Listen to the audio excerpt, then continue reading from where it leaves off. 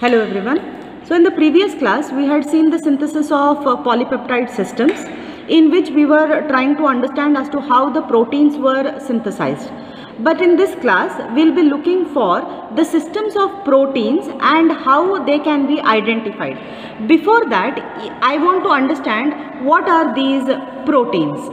Now, many amino acids, they form a polypeptide linkages, and hence these structures are called as proteins. Let us understand what are the classifications of these proteins. The first classification is simple proteins. Now, proteins, when they are hydrolyzed, they give us various amino acids. Now, such simple proteins are albumins, soluble in water, acids and alkalis. They are coagulated by heat. Albumins are also precipitated by saturating solution with ammonium sulfate, but these are deficient in glycine. These albumin systems, they are deficient in the glycine amino acid. The next system is prolamines. They are insoluble in water, deficient in lysine. As albumins were deficient in glycine, prolamines are deficient in lysine, but they have a very large amount of proline system. Glutalins, they are insoluble in water or dilute salt solution, but soluble in dilute acids and alkalis. Now these are insoluble in water. Glutalins are insoluble in water or dilute salt solution, but they are soluble in dilute acids and alkalis. The next types of proteins are called as scleroproteins or scleroproteins. Insoluble in water or salt solution, but they are soluble in concentrated alkalis. The next one is collagens, which are formed from gelatin systems. Elastins, they are not covered under the category of gelatins. Now when we consider amino acids, we had considered basic amino acids, acidic amino acid. Similarly, we will be considering basic proteins. Now basic proteins are nothing but histones, which are soluble in water or dilute acids, but not soluble in ammonia. That means these are basic because there is a presence of more systems of NH2 systems. Protamine systems, they are again basic than histones. Now very common example may be, there may be a presence of various amount of arginine systems. Now arginine system had more NH2 groups present, and hence it was more basic. Hence it also might fall in the category of basic proteins, where the quantity of arginine amino acid may be more. The last category would be conjugated proteins. Now they contain a non-protein group called as prosthetic group. Now this prosthetic group can be sulfur group, it can be an oxygen group, whereas generally when we consider protein, it has to be carbon, oxygen, nitrogen. Here there may be a presence of sulfur system as a prosthetic group or a phosphorus system as a prosthetic group. Next, let us understand what is the primary structure of protein. We would try to understand these systems on basis on primary, secondary, tertiary and quaternary structures. Let us understand what are the basic primary structures.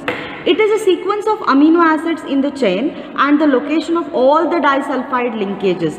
That means disulfide linkages are formed due to the presence of sulfur systems in between two protein chains, and hence by degrading these disulfide linkages we might understand what is the type of that basic amino acid, acidic amino acid or a neutral amino acid present in that particular structure. Secondary structure, it describes the regular conformation assumed by the segments of the protein's backbone. It describes how local regions of the backbones fold. Now whether these folds are due to the sulfide linkages or it is due to the presence of any other type of group like that of phosphorus system could be understood by the secondary structure, because the secondary structure speaks about the conformation at how the protein gets resumed.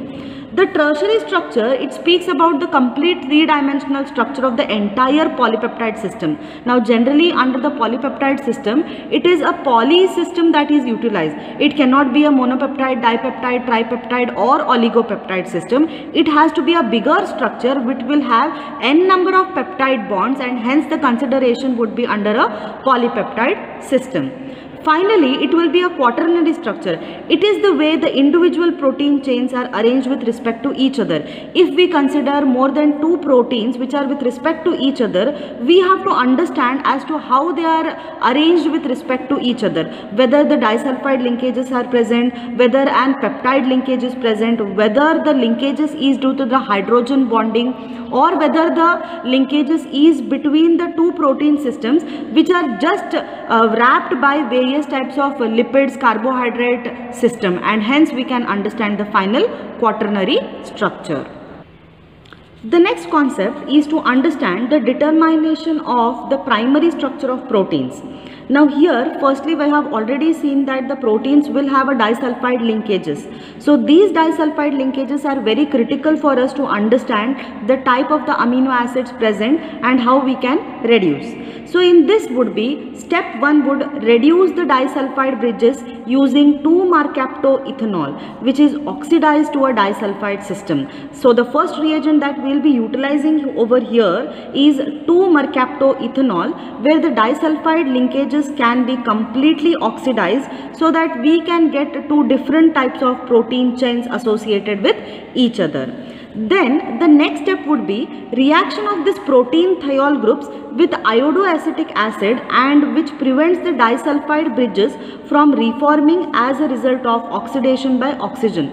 So after the formation of this disulfide linkage and then reaction with a 2-mercaptoethanol system, we have to further protect it by oxygen so that it does not reform the whole structure. For that we will be using iodoacetic acid, which prevents the further oxidation, and there should not be any reformation of this particular structure. We shall be understanding it by considering a protein structure.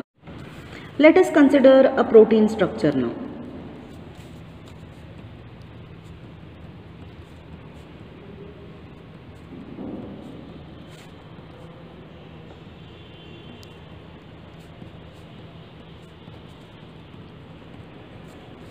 Now with this protein structure, these are the long chain associated with the protein structures. Now there are these 2 proteins which are associated with each other with this kind of disulfide linkage. Now this is the point where we are going to consider as to what we are going to reduce this into, or how we are going to understand how this particular protein can be separated from this each other. So the point of attachment of this disulfide will be degraded by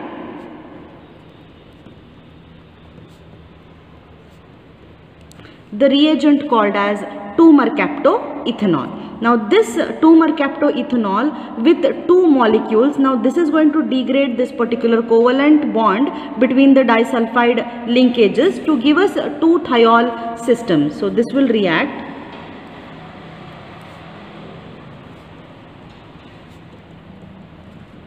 to give us an SH system over here. Now what has happened is a disulfide is completely broken down and we get an SH, plus the other disulfide is also broken down, and then we will be getting an SH system, CH, 2CH, COO, O-NH.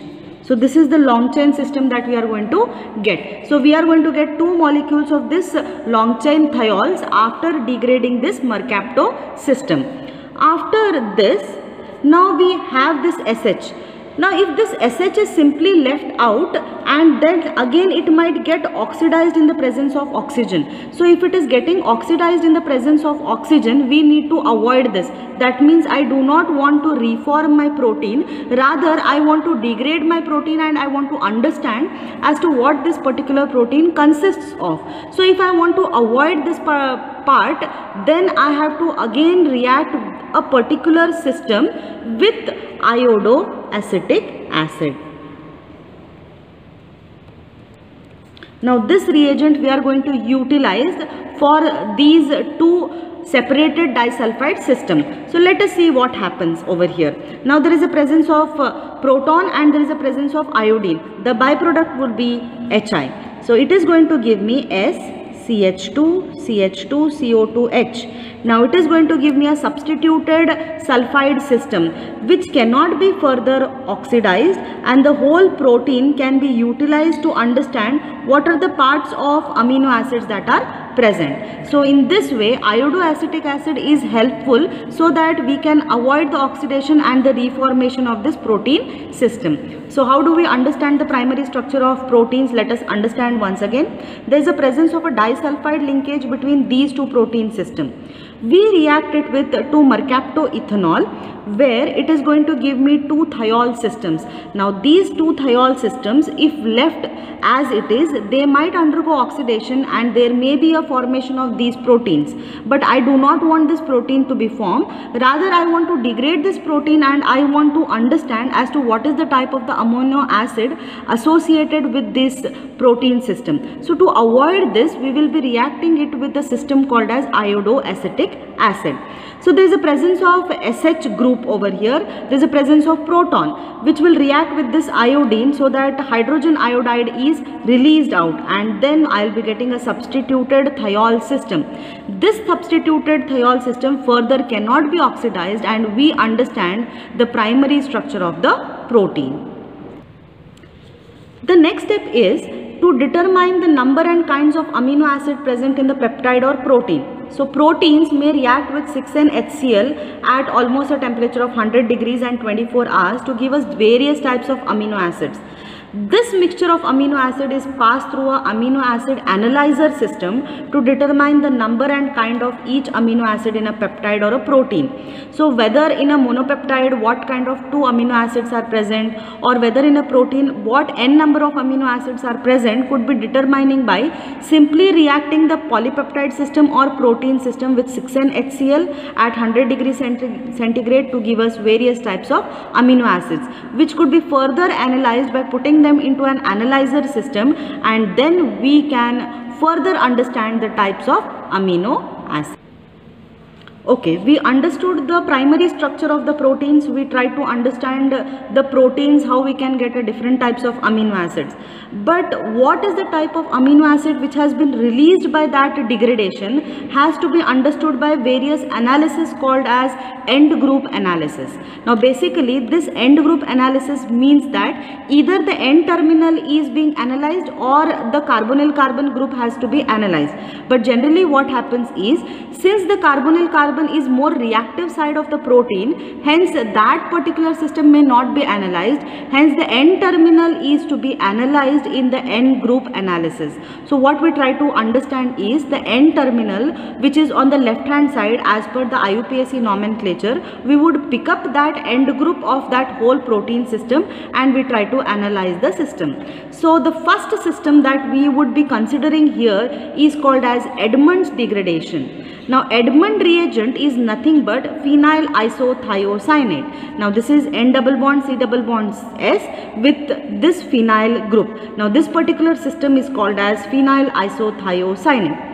It is used to identify the N-terminal amino acid in a peptide system. So how do we understand a peptide system? So if it is a CONH group over here, this is a peptide. Now onto this there is some amino acid which is having an NH group.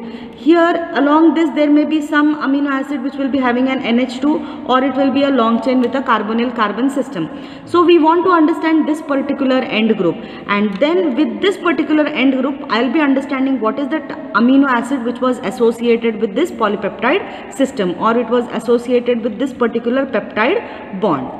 Now it is used to identify the N-terminal amino acid in a peptide. So basically we are going to look into the NH group associated with the protein system. This method can be used to sequence the peptides up to 60 residues in length. That means there can be 59 peptides which may be present, peptide bonds, and we can understand the amount of the amino acids that may be present in that long chain, and each amino acid could be distinguished from one to another. Now basically this happens because there is a labeling of that particular amino acid, and with that label we would try to further explore what is the type of amino acid present over there. So let us understand what is the chemistry behind this particular system. Labeling reactions are generally utilized. Now labeling reaction between the N-terminal amino group and phenyl isothiocyanate. So we need to consider the N-terminal, and to this N-terminal I will be reacting it with phenyl isothiocyanate reagent. it gives after the reaction a phenyl thiocarbamyl derivative. When this amino acid or the amino group, it will react with phenyl isothiocyanate, it is going to give me a product called as phenyl thiocarbamyl derivative, which is then cleaved from the peptide chain by an acid. That means after getting this particular phenyl thiocarbamyl derivative, we would add an acid to the system, and further we can get that particular amino acid. The result is an unstable anilino-thioazolinone ring system. Now this in short is called as ATZ. Now basically after this reaction I will be getting this phenyl thiocarbamyl derivative, which is an intermediate. Now this intermediate is actually an unstable intermediate because of the presence of this ATZ, that is anilino-thioazolinone system. This would actually rearrange to a stable phenyl thiohydantoin. Now phenyl thiohydantoin is nothing but, this is a long chain system, whereas this is a cyclide system. Now this particular hydantoin system is a PTH derivative of the amino acid. Now this PTH derivative of the amino acid is more stable, and this can be analyzed in the analyzer system. So PTH is introduced into high performance liquid chromatography, and with the library of the amino acids we can understand what are these known derivatives of the amino acids, and we understand what was that terminal group present on that particular amino acid system. So basically react the N terminal group with phenyl isothiocyanate, we will be getting a phenyl thiocarbamyl derivative. Now this is cleaved by the peptide chain by an acid. Further, this will give me an unstable ATZ derivative, and it cyclizes to give me a PTH derivative, that is anilino-thioazolinone derivative, further which cyclizes to give me a PTH derivative of the amino acid. This PTH derivative can be put into HPLC and various derivatives could be identified. Now let us see what was the reaction which was followed. Now we have just now seen that phenyl isothiocyanate, this is the reagent that we'll be utilizing. There is a long chain peptide system present over here. Now lone pair of electrons onto the NH2 terminal group now reacts onto the carbon. This would react onto the carbon, so that I will be getting an intermediate system. So lone pair of electrons attacks onto the carbon of this phenyl isothiocyanate system, and I get a long chain system. This long chain system further, now after this the proton will go and attack onto the nitrogen, and I will be getting an NH over here. Now this is going to give me a long chain system. Lone pair of electrons are present on this nitrogen, it will attack onto the carbonyl carbon of this long chain amide system, that is CONH system. This is going to give me a cyclide structure. Now this particular structure that I have got here is a ATZ structure. Rather than calling it an ATZ structure, I would rather first call it as a thiocarbamoyl structure. After getting a thiocarbamoyl, why do we call this as a thiocarbamoyl? Because of the presence of this sulfur, we call this to be a thiocarbamoyl structure.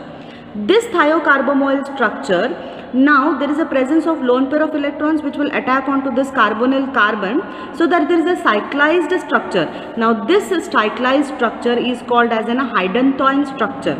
This hydantoin structure, it is also called as PTH structure with the long chain. Now this is actually a labeled structure, but it is still having this long chain peptide which cannot be analyzed.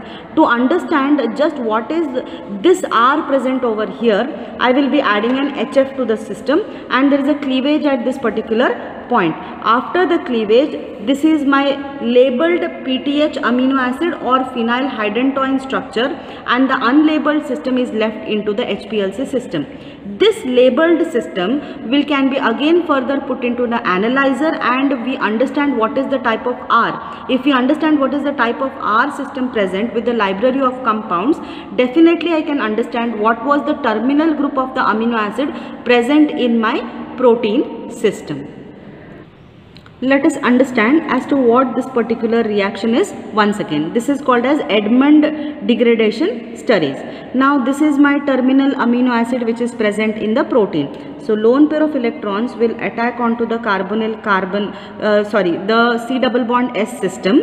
The lone pair of electrons will attack onto the C double bond S system, and this proton will now go and attack on the nitrogen, further giving me this particular movement of the electrons, and the proton will now attack onto nitrogen. That is my step number 1.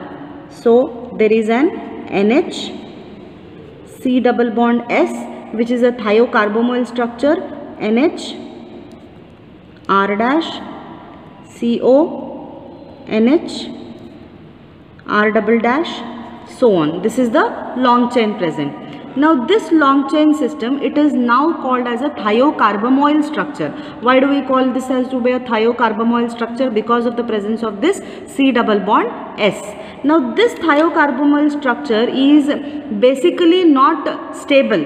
But then what will happen? There is a presence of this lone pair of electrons which can attack onto the carbonyl carbon of this peptide bond.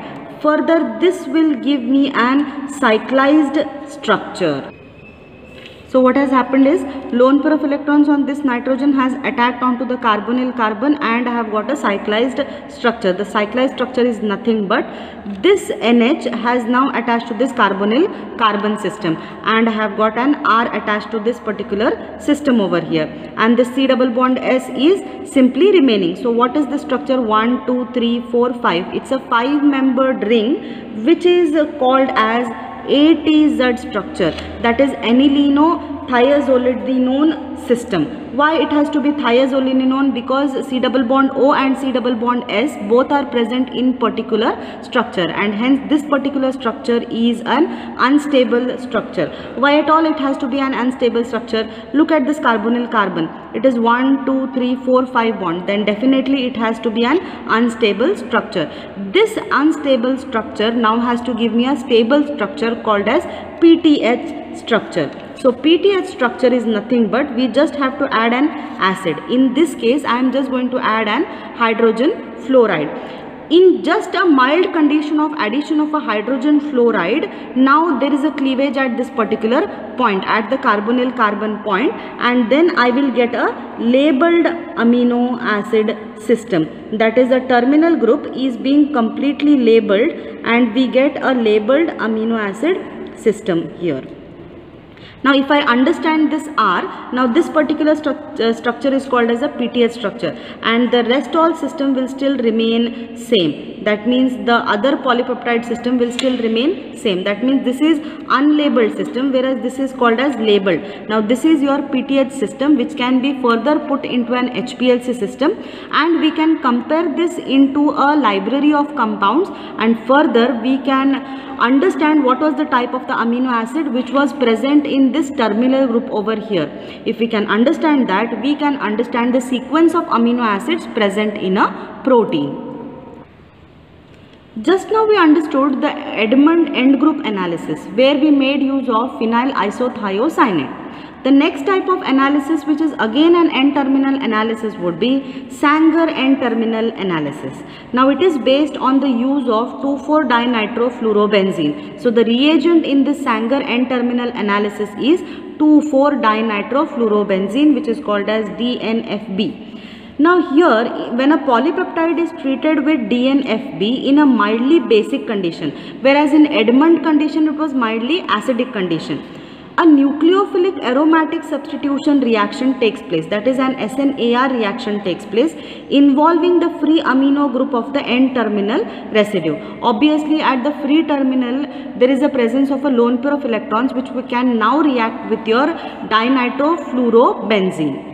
Now, subsequent hydrolysis of the polypeptide gives a mixture of amino acids in which the N-terminal amino acid is labeled with 2,4-dinitrophenyl group. After separating, so the subsequent hydrolysis of the polypeptide gives a mixture of amino acids in which the N-terminal amino acid is labeled with 2,4-dinitrophenyl group. We can label, earlier we had labeled it with a phenyl isothiocyanate. Here we are going to label it with 2,4-dinitrophenyl group. After separating this amino acid from the mixture, it can be identified by comparing it with the known standards or with the library of compounds. So in your Edmond degradation we had used an acidic system and phenyl isothiocyanate. Here we will be making use of 2,4-dinitro-fluorobenzene, and the reaction that we will be utilizing is your SNAR reaction, that is nucleophilic aromatic substitution reaction. This is the label that we are going to use, and further we are going to just compare it with the library of compounds. So let us understand how do we do it. Now let us consider that this is a long chain polypeptide system. There is an N terminal. Lone pair of electrons on the N terminal will now go and attack onto the fluorine system. Now this particular reaction is called as SNAR reaction. This is nothing but 2,4-dinitro-fluorobenzene. Lone pair of electrons attack onto the fluorine. Now we will be getting an HF as the byproduct in the presence of a basic system like bicarbonate system or HCO3 minus. Now instead of an acidic system, here we are just making use of a mildly basic system which is called as a bicarbonate system. Now in this process we will be getting a labeled polypeptide system. Now look at this. Now this nitrogen has been labeled with your 2,4-dinitro-fluorobenzene. Now fluorine has been replaced and hence it has been labeled with 2,4-dinitro-benzene. This upon further hydrolysis, there will be a cleavage at this carbonyl carbon system, which is now going to give me a labeled N-terminal amino acid which can be separated and identified. The Restall system is a mixture of amino acid that is present, and with this labeled system we can now compare this with the library of compounds, and with understanding what is the type of R, we will understand what is the type of amino acid present. Let us understand this by doing this reaction. Now look at these reagents. The reagents now that we have is 2,4-dinitro-fluorobenzene. This is a long chain polypeptide, that is the long chain is still present over here. There is a lone pair of electrons on the nitrogen which will now attack in the basic condition. So the basic condition is HCO3 minus, which is mildly basic, and when this is going to give me an nucleophilic aromatic substitution reaction which is now going to give me an HF as the byproduct. This is now going to give me a labeled polypeptide system. So what we try to do is we just removed HF, and at that position we have got an NH system which is present. C double bond O, NH, R dash, C double bond O. There is a long chain system. In this way we have labeled this particular polypeptide system. Upon hydrolysis, now when we try to hydrolyze this system, we are just going to put it under a mild hydrolytic condition under the presence of a protonic environment. There is a cleavage at this point. Now this is going to give me H plus / OH minus. If there is a mildly protonic condition, H plus OH minus.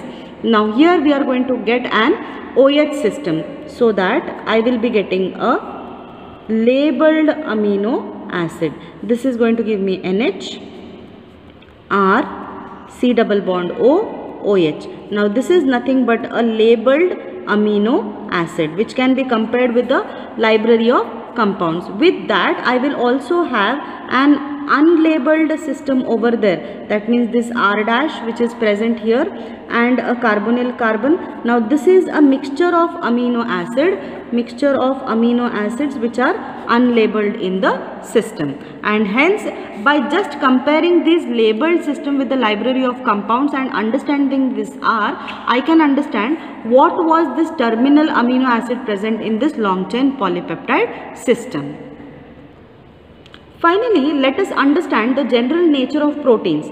What is the meaning of protein? Protein means proteose, that means first.